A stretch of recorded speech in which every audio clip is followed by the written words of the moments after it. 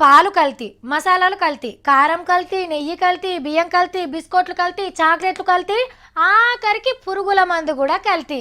కల్తీ కల్తీ కల్తీ, జనం ఉసురు పోసుకుంటారు కల్తీగాళ్ళు అని అందరు కల్తీ అనేటోళ్ళే కానీ కల్తీ లేకుండా చేద్దామని ఒక్కళ్ళన్న ముంగట్టుకొచ్చిండ్రా?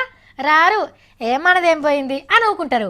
కానీ ఒక్కసారు ఒకే ఒక్కని లెక్క కల్తీని కథం పెడతందుకు ముంగడికి నడిచిండు, కల్తీ లేని కళ్ళు కోసం.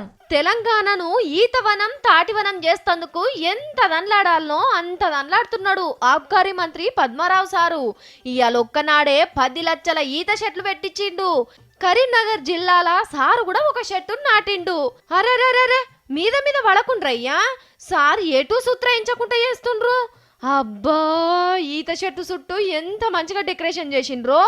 అన్ని ఊళ్ళల్లా చెరువు కట్టల పొంట, చెలకల పొంట, బావుల కాడ చెట్లు నడిపించిండు. ఇంకా కూడా పెట్టిపిస్తాడట సారు. 3.5 కోట్ల మందికి కళ్ళు సరిపోవాలి కదా. ఇవాళ పెట్టిన చెట్లన్నిటికీ గిట్లనే రోజుకిన్ని నీళ్లు పోసి సాదుకుంటామంటే రేపటి రోజుల్లా సరిపోను కళ్ళు తాగచ్చు. అడ్డమైన మందుల కళ్ళు తాగే అక్కరుండది. ఏ కాలమనక పొద్దటి కళ్ళు, పరుపు దాటి కళ్ళు, ఈత కళ్ళు పారుతనే ఉంటది. అప్పుడు 100 పెట్టి బీరు బరండిలు తాగే అవసరం తప్పుతుంది, పానము అల్కగా అవుతుంది, మళ్ళా గౌడన్నల కుల వృత్తి కూడా నిలబడుతుంది. ఎంతైనా పద్మారావు గౌడు కదా. పాయిరంతోని సార్ పెట్టిన షెట్టునైతే మంచిగా కాపాడుండ్రయ్యా. మళ్ళొక నాడొచ్చి ఇగో ఇట్లనే షెట్ ఎక్కి కళ్ళు గీసి పోసేటట్టు కావాలి.